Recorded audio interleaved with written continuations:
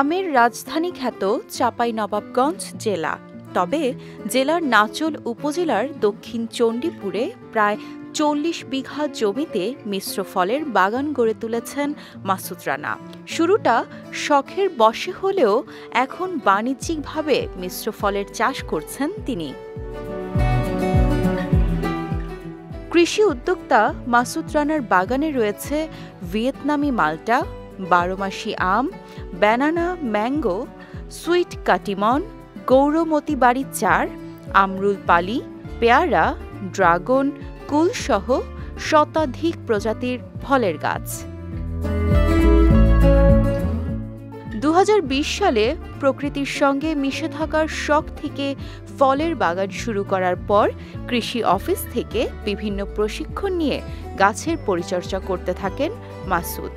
স্থানীয় বাজারে চাহিদা বৃদ্ধি পাওয়ায় গাছের প্রজাতি ও জায়গার পরিমাণ বাড়িয়েছেন মাসুদ রানা। বর্তমানে বেশ কিছু বিদেশি ফলের পরীক্ষামূলক আবাদ করেছেন তিনি। এখানে আমার মাল্টা, কমলা, ড্রাগন, বিভিন্ন প্রজাতির আম, লাস্টে ওই ড্রাগন ফলটা নিয়ে এখনো কাজ করছি। ইনশাল্লাহ আশা করি খুব ভালো রেজাল্ট হবে। অফ ইয়ার হিসাবে বড় আমার আমের ফলন খুব ভালো হয়েছে আলহামদুলিল্লাহ। পাশাপাশি যদি মার্কেটে দামটা ভালো থাকে তাহলে আমাদের মতো অনেক শিক্ষিত বেকার এই মিশ্র ফল বাগান চাষে উদ্বুদ্ধ হবে। মাসুদ রানার মিশ্র ফল চাষ দেখে উদ্বুদ্ধ হয়ে অনেকেই শুরু করেছেন এমন পদ্ধতির ফল চাষ। এখানে এসে দেখলাম প্রচুর ধারে আম ধরে আছে। এবার এই মৌসুমে আবহাওয়া খারাপ যাওয়ার পরও এত যে আম আছে এই বাগানে, এটা আমার কল্পনার বাইরে ছিল।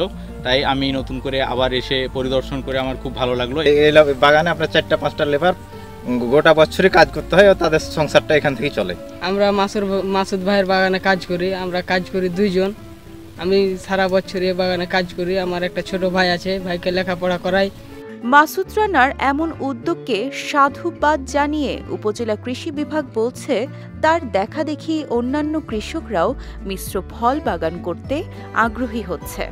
এখানে সবচেয়ে বেশি বিষয় হচ্ছে যে গুরুত্বপূর্ণ বিষয় হচ্ছে যে এখানকার চাষিরা যেটি করেন যে লিজ নিয়ে বাগানগুলো করেন, যার ফলে তারা চেষ্টা করেন যে সর্বোত্তম জমির ব্যবহার করে সর্বাধিক মুনাফা অর্জনের জন্য।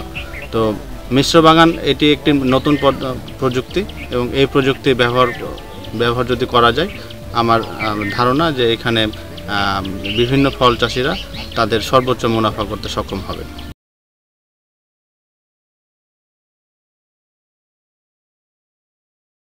বরেন্দ্রভূমির ফলের সুনাম বিশ্বজুড়ে।